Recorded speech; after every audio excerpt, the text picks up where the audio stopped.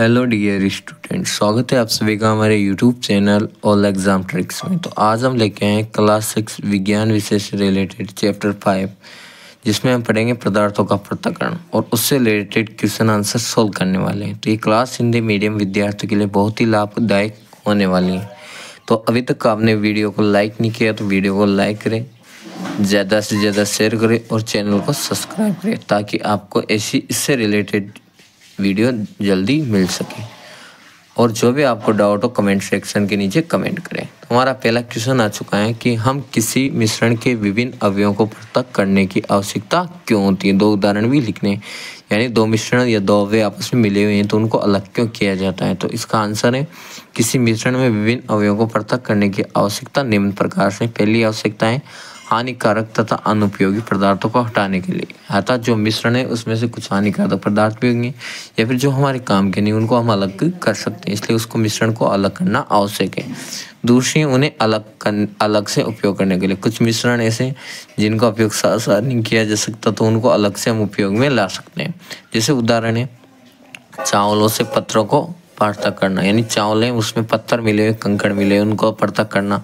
दूसरा है मक्खन प्राप्त करने के लिए दूध का मंथन करना। आपको पता है दूध से मक्खन बनता है, तो मक्खन प्राप्त करने के लिए हम दूध को क्या करते हैं, भिगोते हैं या फिर उसका मंथन करते हैं, तो उससे क्या होता है हमें मक्खन प्राप्त हो जाता है। तो हमारा पहला क्वेश्चन समाप्त हो चुका है। क्वेश्चन नंबर 2 इस प्रकार से, निष्पावन से क्या अभिप्राय है, यह कहाँ उपयोग किया जाता है। तो पवन, आंसर है पवन अथवा वायु के झोंकों द्वारा मिश्रण से बाहरी अथवा हल्के अवयव को पृथक करना निष्पावन कहलाता है। इसका उपयोग भूसे को अन्य कणों से पृथक करने के लिए किया जाता है। हमने पढ़ा था कि जो बाहरी, जब किसी भी मिश्रण को हवा में उड़ाया जाता है, हवा के झोंकों में गिराया जाता है, तो जो बाहरी कण होते हैं नीचे गिर जाते हैं, दाने जो अनाज के दाने नीचे गिर जाते हैं। जो छिलके होते हैं भूसे के छिलके वो हवा के द्वारा उड़ जाते हैं, इसी कारण हम दानों को भूसे से अलग कर सकते हैं। तो हमारा दूसरा क्वेश्चन कंप्लीट हो चुका। थर्ड क्वेश्चन है पकाने से पहले दालों के किसी नमूने से आप भूसे एवं धूल के कण कैसे पृथक करेंगे। पकाने से पहले दालों के किसी नमूने से हम भूसे एवं धूल के कण हस्तचयन द्वारा पृथक करेंगे। हमने पढ़ा था कि अगर किसी भोजन में या दाल में या फिर गेहूं में जब कंकड़ मिले होते हैं उनको हाथों के द्वारा उठाकर अलग कर दिया जाता है। क्वेश्चन नंबर 4 है चालन से क्या अभिप्राय है, यह कहाँ उपयोग होता है। तो आंसर इस प्रकार से, इस विधि में छोटे कण चालनी के छिद्रों द्वारा निकल जाते हैं जबकि बड़ी अशुद्धियां चालनी में रह जाती हैं। इसका उपयोग आटे में से अशुद्धियों को पृथक करने के लिए किया जाता है। रेत से कंकड़ तथा पत्थरों को पृथक करने के लिए भी इसका उपयोग है। चालन का मतलब होता है चालनी या चाल कर, यानी हम चाल के द्वारा क्या करते हैं, जो बड़े कण और छोटे कण आपस में मिले होते हैं तो उनसे जो क्या हो चालन के छिद्रों से जो छोटे छोटे कण है वो बाहर निकल जाते हैं, बड़े कण क्या होते हैं चालने में रह जाते हैं। जैसे अगर रेत से बड़े कंकड़ों को अलग करना है तो जब रेत को चालते हैं तो जो बारीक रेत हो नीचे निकल जाते हैं, जो मोटे कंकड़ होते हैं बाहर ऊपर ही रह जाते हैं। और इसी प्रकार से आटे में जब अशुद्धियाँ मिली होती हैं तो आटे को जब चालने से चला जाता है तो अशुद्धियाँ ऊपर रह जाती है, आटा नीचे बर्तन में आ जाता है। तो ये होती है चालन विधि। ये हमारा क्वेश्चन नंबर 4 कंप्लीट हो चुका। क्वेश्चन नंबर 5 है रेत और जल के मिश्रण से आप रेत तथा जल को कैसे पृथक करेंगे। यानी आपका मिश्रण है जिसमें रेत मिली हुई है और जल में रेत मिली हुई है, तो आप जल से रेत को या रेत से जल को कैसे मिश्रित करोगे। तो उदाहरण है पहले क्या करेंगे, सबसे पहले मिश्रण को कुछ समय बिना हिलाए रहने देंगे, यानी जो रेत पानी में मिली तो उसको हिलाएंगे नहीं, शांतिपूर्वक छोड़ देंगे। दूसरी स्टेप है इससे रेत नीचे तले में बैठ जाएगी। थोड़ी देर देखने के बाद हमें पता चलेगा जो रेत है वो पानी के पेंदे में बैठ गई, तो इसको क्या बोलते हैं अवसादन। रेत का नीचे बैठना क्या कहलाता है अवसादन। इसमें थर्ड है जल को किसी अन्य बर्तन में उड़ेल लेंगे और रेत उसी बर्तन में रह जाएगी। यानी क्या होगा, जब रेत को शांतिपूर्वक पानी को बिना हिलाए छोड़ देंगे, जो रेत नीचे बैठेगी उसको उसी बर्तन में रहने देंगे और जो ऊपर पानी आ गया उसको क्या करेंगे दूसरे बर्तन में अलग कर लेंगे। इसी को क्या बोलते हैं निस्तारण कहते हैं। क्वेश्चन नंबर 6 है आटे और चीनी के मिश्रण से क्या चीनी को पृथक करना संभव है, अगर हाँ तो आप कैसे करेंगे। यानी आटे में कौन मिला हुआ है चीनी।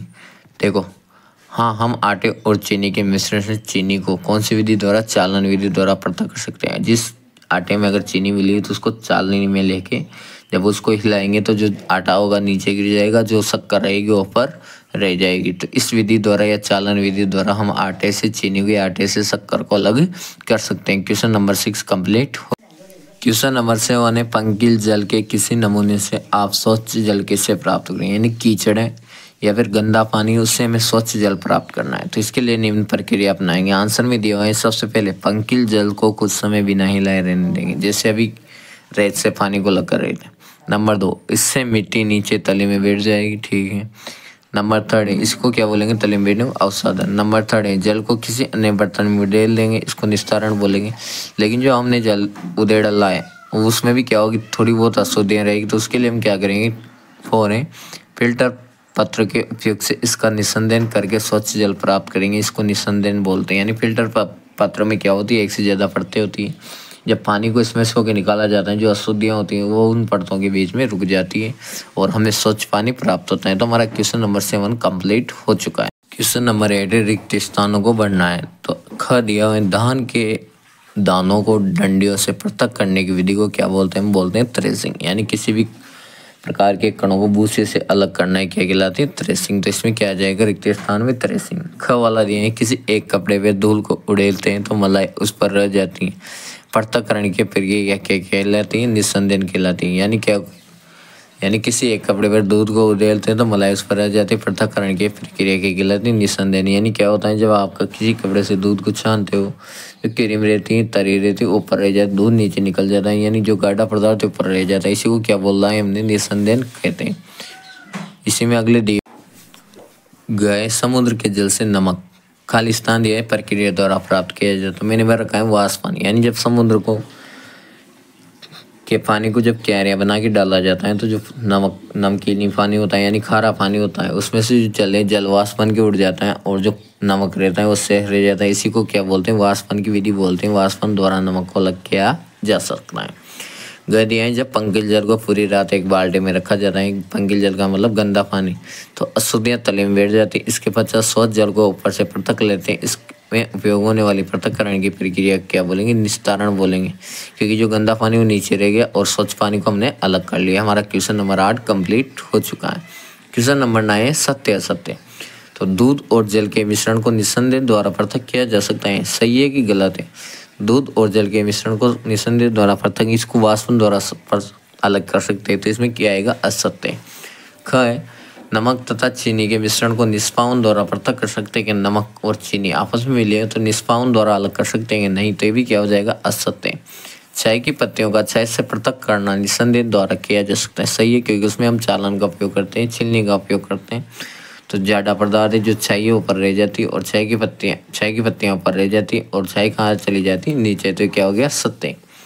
घ है, अनाज और भूसे का पृथक्करण निस्तारण प्रकरण द्वारा किया जा सकता है कि असत्य हो जाएगा, क्योंकि अनाज और भूसे का पृथक्करण हम थ्रेसिंग विधि द्वारा कर सकते हैं। तो क्वेश्चन 9 हमारा कंप्लीट हो चुका है। आज का हमारा लास्ट क्वेश्चन है क्वेश्चन नंबर 10। दिया हुआ है, जल में चीनी तथा नींबू का रस मिलाकर शिकंजी बनाई जाती है। आप बर्फ डालकर इसे ठंडा करना चाहते हैं, इसके लिए शिकंजी में बर्फ चीनी घोलने से पहले डालेंगे या बाद में।